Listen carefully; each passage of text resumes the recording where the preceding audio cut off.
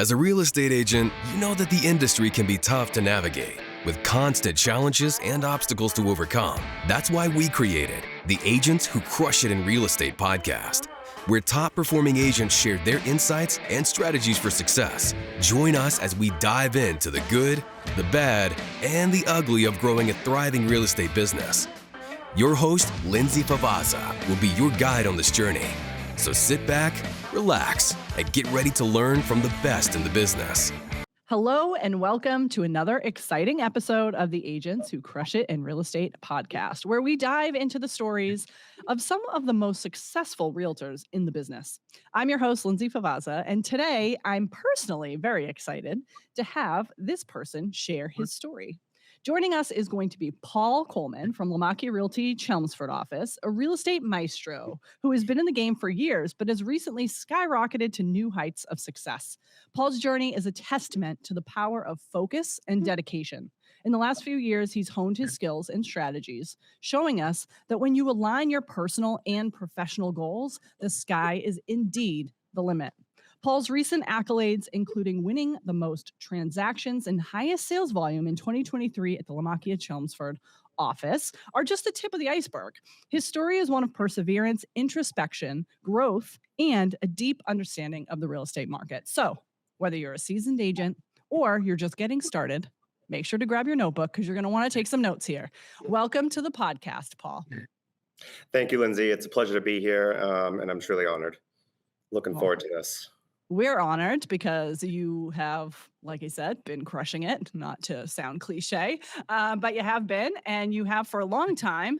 We were super excited when you joined us because we knew, what kind of agent you were, but then you've made everyone so proud, and we're so excited to see what you've become since then. So take us back, though, in the time capsule, right? And back to when you first started in real estate. What was your mindset? What were you doing before? Why did you get into this business in the first place? So if we're going all the way back, we have to jump to 2012, which is when I first got licensed. And funny story we can get into is I started with a company called Coleman and Sons Real Estate in Waltham, Massachusetts at 451 Main Street. Oh, yeah. Now happens to be a Lamaki Realty office. So It's funny how my business has come full circle. But I got in... I'd watched my grandmother and my uncle do real estate as I was growing up. So I'm second generation. And as I got older, they got out of the business, and I had kind of been jumping around between jobs, not really sure what I wanted to do when I got licensed. And even for the first couple of years in the business, I was doing real estate part-time. My mother unfortunately passed away in 2014. She had left me some money unbeknownst to me. So I took pretty much an entire year off, spent the first couple months just getting through the emotions. And then I jumped into real estate full time. She'd always pushed for me to do it. She thought I would be great. And again, here I am now, a couple years later. I told myself I would do it for a full year, see where things kind of shook out to, and realized very, very quickly how much I loved it. And here I am a couple of years later. So what did you love about it back then? What made you decide that, yes, this is what I'm going to stick with? The challenge. I also struggle with ADHD in life. So having something that's challenging, not consistently the same, although as we know, being boring is kind of how you run the business. But back then, being able to work with different clients, still to this day, working with different clients, every house is different, tells a different story. Every client has a different background and situation. And when you bring them together, you obviously are dealing with two totally separate personalities on the buying and selling side. And our goal and our job is to bring them together to create a successful transaction and help a seller get out and into a new property, and help a buyer potentially buy their first property. Yeah. So you are knowing that you're stepping into the family's shoes. Was there pressure there? Did you feel that pressure, or was the pressure good because it helped to drive you? Did you feel any of the pressure at all? Like, talk to me about Mostly that. no. I've learned this a little bit more in the last couple of years, but I guess even back then I lived my life that way. Is I'm only challenging and competing with myself. It took me a while to listen to my own advice, but I had never really thought about that. I mean, yes, I grew up in a family that did real estate, but they never did business to the level or degree that I do it now. So I kind of surpassed them in my first couple of years. And of course, they were very proud of me. But yeah. I love that. So what has been, or what was the biggest challenge for you back in 2012 when you started, versus kind of what are some of the things that you're challenged with today? At that point, it was finding business. I thankfully very early on in my career found a niche working with veteran and military clientele utilizing their VA loan, which has gotten easier over the years. But back then, it was a very difficult process. So at that point, it was really just building the business. I should have listened and did my CRM like everybody told me to do. But yeah, so those were my challenges back then, was building the business, bringing in the business and doing it, and obviously learning and educating myself about the process. Nowadays, it's really my challenge is duplicating myself. I've gotten to a point where I actually just took on a buyer's agent last week. I'm going to be taking on an assistant and growing my team in the second quarter of the year. So right now it's just getting the strategies, and it's not strategies, but the structure and processes in place to correctly grow the business to new heights. So you told us before that you have struggled in the past with ADHD. How do you think that you've been able to kind of make that work for you instead of having it work against you? Obviously, you had mentioned that, real estate's so different. So that kind of keeps things new and fresh so that you're, stimulated. But like, what other ways do you kind of keep yourself grounded in making sure that you don't let those things, overtake your success? Honestly, it's the routines, creating routines, having a morning routine, having an evening routine, having a cleaning routine. Quite honestly, just having those processes for me in place and sticking to them. I do realize and notice if I miss a morning and my day gets thrown off a little bit, I'm not as productive as I typically am. So I actually go to the gym every single morning, Monday through Friday. I see my trainer first thing and start my day off with the most difficult thing, because the rest of the day just becomes easier at that point. The morning routine I've gotten down pat at this point in the last year. The evening routine sometimes can need some work. But a couple of things I'll typically end up doing is just reviewing the day very quickly, looking at what my big plans are for the next day. And that certainly helps me get on task and on track for the next day. I love that. Well, way to go, because that's something that I think a lot of people could just be like, well, I have this and it's just me. And instead you're like, no, I'm going to put some structure behind it and I'm going to make it work. You know what? I'll be honest. There are days, like I had mentioned, that sometimes I'm off schedule, or even if I have my routine, and then if I'm not feeling it that day, and if I don't have any appointments that I absolutely need to make and I can't move things around, if my body and my head is telling me I need a day off, I'll take it. Again, that's one of the benefits of being in this business. Yes, as you get busier, your schedule does get busier and tighter. But if I have the time and I know I need to take it, I will. You need to take time for yourself, for sure. We all do, regardless of if people have, ADHD or anything else. You have to take the time for yourself, because you'll get burnt out and then it doesn't make for a good product, no matter what you're doing. Not a lot of people talk about it, but mental health is key, especially in this business and in any thing in life.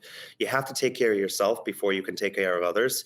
And in our business, where we take care of others every single day with their biggest financial decisions, we need to make sure that we're on point so we can be on point for them. Absolutely. So, in your opinion, what is the biggest kind of misconception people have out there about realtors? About who you are, what you do? They probably now, especially, it's gotten worse with shows like Selling Sunset and, all these things where people are they're just glamorously opening doors and driving in their Ferraris, But what do you think are some misconceptions that are just not true that you can debunk for us right now? Let me start off by saying it is not as glamorous as the shows make it. I just 2 weekends ago was showing a property in the snow, and I ended up slipping and getting mud all over me. So I was that way the rest of the day. It is not glamorous all the time. Biggest misconception is they think it's the complete freedom of time. They can do whatever they want, wherever they want, and whenever they want. But at the end of the day, you do have to keep a schedule if you want to keep your clients, if you don't want to burn out, and if you want to do business. I think that's the biggest thing is everybody thinks they can come in and very quickly start doing business, start closing deals with no experience, no mentoring. And some people can, don't get me wrong. Yep. But for the vast majority of agents, you need to run real estate as you would any other job. It's not a 9 to 5, but it does give you that flexibility, especially as you start to grow and know yourself better. Then you can set your schedule a little bit more in your favor. That's absolutely true. So what is where is the biggest place right now that you're getting your leads from? Or is it multiple sources, or is it mainly referrals because you've been in the business for a while now? Like, what is your main source of leads? So until today, I would have said it was 100% referral, and it has been for the last couple of years. But I'm expanding the team and growing right now. So I am starting to do cold calling. I'm actually doing a huge letter campaign, so I can bring in more sellers and bring in more clientele to service myself and the team. So up until this year, yes, I've been the last couple of years 100% referral based, but that is changing as I grow. I love that. So what made you decide to do a letter campaign? Like, what is kind of pushing you into these different decisions? Just things that you've heard that work, or, what you learn from your customers? What is it that is driving your marketing campaign? A couple different things. I and all other agents, I think, have shiny object syndrome, where we'll kind of jump from thing to thing. And in the last few years, I've noticed that if I'm consistent and stick with one item for 90, 120, half a year, however long it is, you need to stick with something. So I'm expanding my business. It's mostly been about 75% buyers, 25% buyers for the last couple of years. I'm looking to expand that to bring on more sellers, and grow basically the team and myself. And with that, I'm adding basically plates up in the air one at a time. So I have my referral base, I have my sphere of influence base, which is all my personal contacts. And now I'm expanding to active prospecting, but I'm focusing on it with a plan of action for a certain period of time to see what results I get and how that contributes to the bottom line at the end of the day. I love that. And direct mail could not be more of a long-term thing. So I love that you said that, because a lot of people, I think, are like, I sent a postcard out and no one called me. And it's like, that's not it. Over the years, I have done many of those single shot postcard campaigns. One of the great things when I came over to Lamakia, not to speak too much on Lamakia stuff today, but we have a huge marketing team here. Lindsay, you run it. So you know this hands down. But when I came over, I decided to start focusing on my past clients, and also a couple buildings that I've done multiple transactions in. And while I haven't closed a deal from them yet, this year for the first time, I ended up getting 4 leads from those postcards campaigns that I've been doing. And I can't directly relate it to, but I've had a lot more past client business in this last year. And I think part due to the newsletter I send monthly now, but also due to the postcard campaigns. I've gotten texts this year from clients stating they have it literally right on the fridge, and they look at it. I sent out a sports calendar in the beginning of the year, and they look at that for the rest of the year, and my name's on it, so they remember me every single time.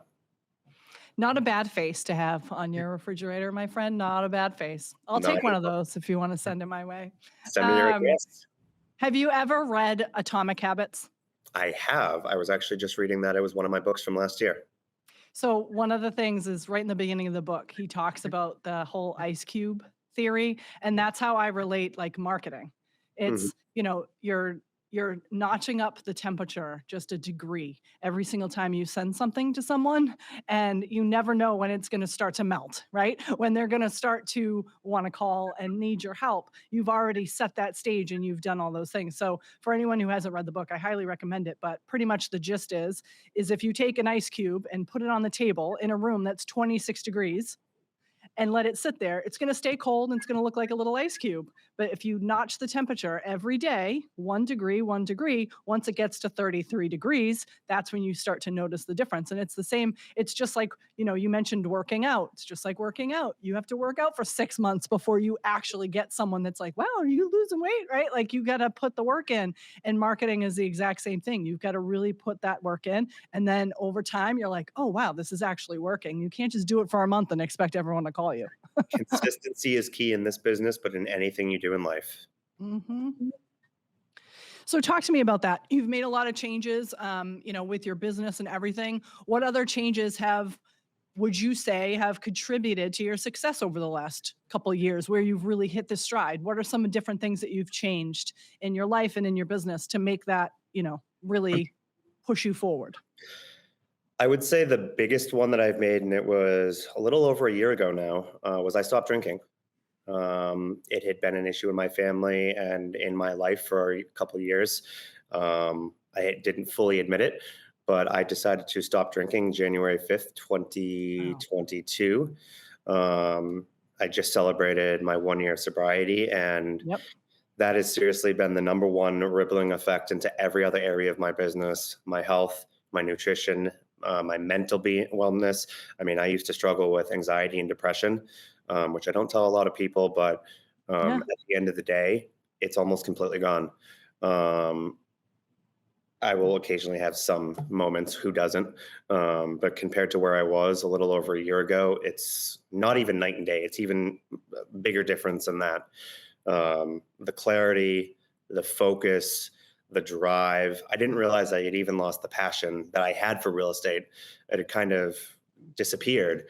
And I would say about 3 to 6 months into not drinking, my energy and drive just came back full force. And I think that's been a ginormous change to my business, how I do things, and just my thought processes in general as well.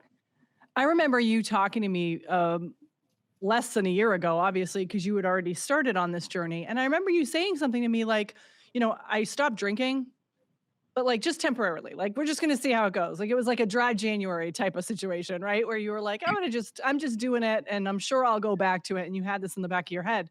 When did the switch happen for you that you were like, nope, this is it. I'm going to make it to a year and further, right?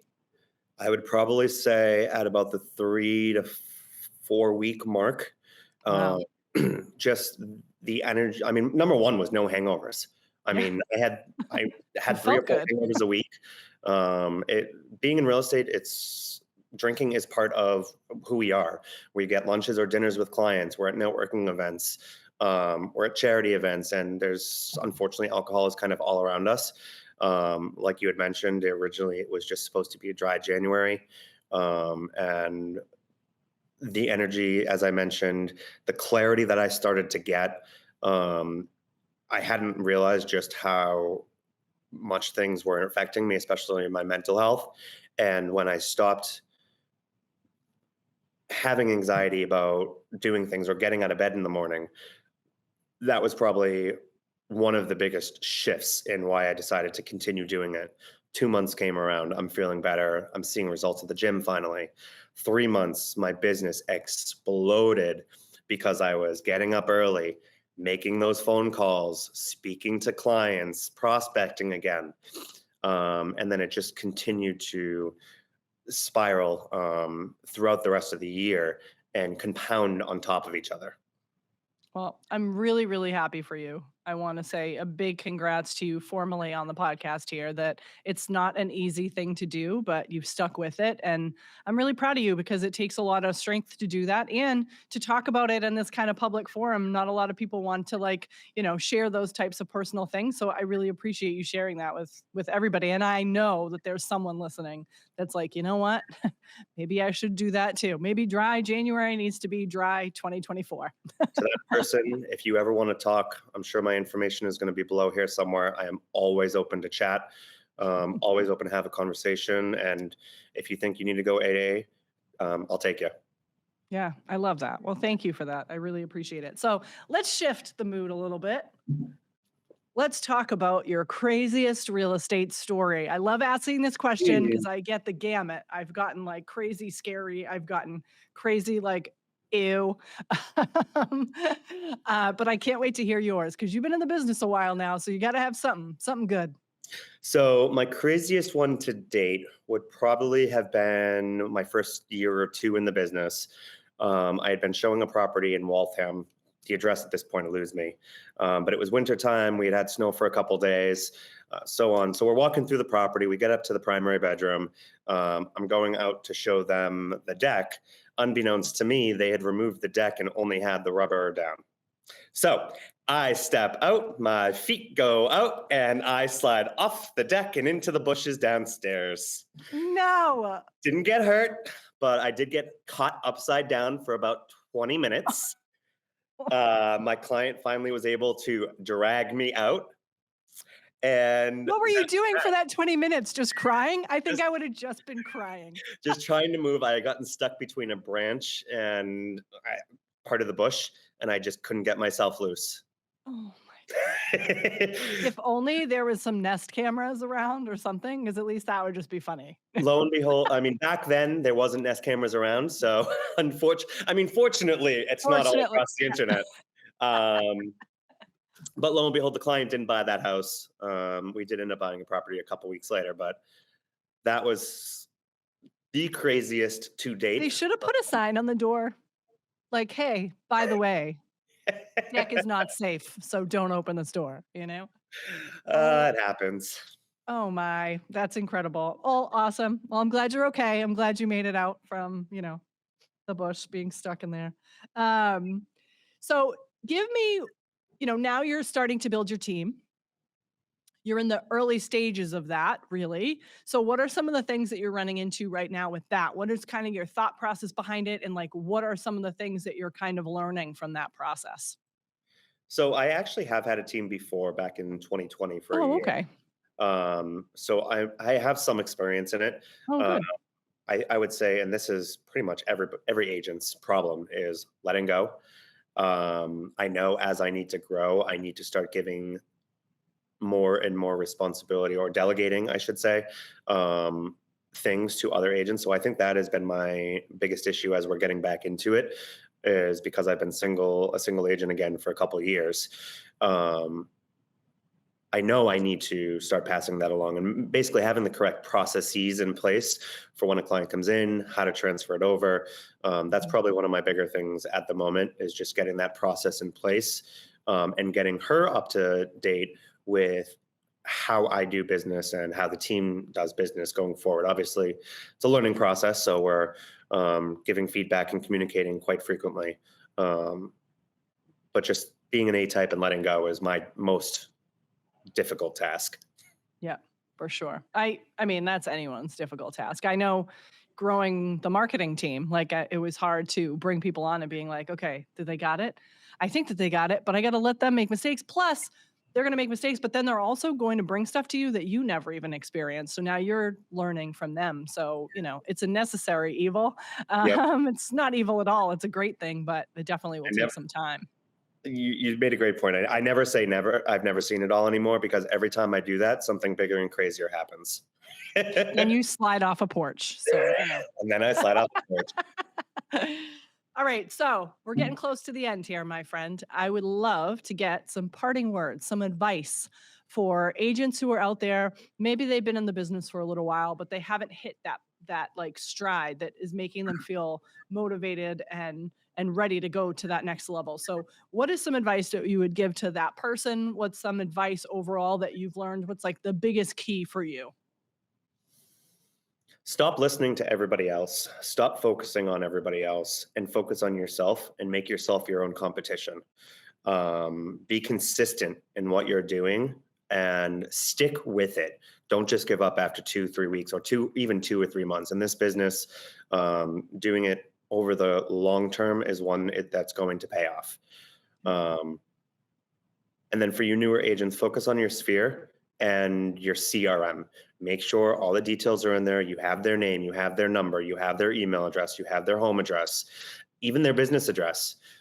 Make sure you focus on that, because as you build your business and your book of business, you're eventually going to potentially want to sell that or get out. And that's how having all the details in there correctly is going to be how you sell that business and book. Yep. I heard you just say that to your old self right then. That was like advice to your junior Paul Coleman. Even to this day, I still sometimes have my issues with getting into the CRM, but definitely more and more. You got to be organized. It's the only way to do it. And then just having notes too, so that when you have those conversations with them, you make them feel good that you remember all these little nitty gritty details of what those conversations were. So yeah, it's super, super important. So. Yeah. I mean, I was just speaking with a landlord of mine, which we're going to probably be selling one of his properties soon. And I haven't spoken to him in probably 8 years. I rented his place, got a great tenant in, checked in with him every single year. But he recently called me and we were having a good conversation. I was asking him how his kids are, how his wife Patty was. And he's like, how the heck do you remember all these? Because he called me out of the blue on a Saturday at like 7:30 in the morning. I didn't have time to go into my CRM. I didn't have time. I just make sure I have these notes, review them when I'm in my CRM, even if I'm not having that conversation with them. And that way it kind of eventually sticks in my brain. That's amazing. And it makes people feel really special. It does. Which keeps them coming back. Well, at the end of the day, thank you. Not us. It's about what? It's about the client, not us.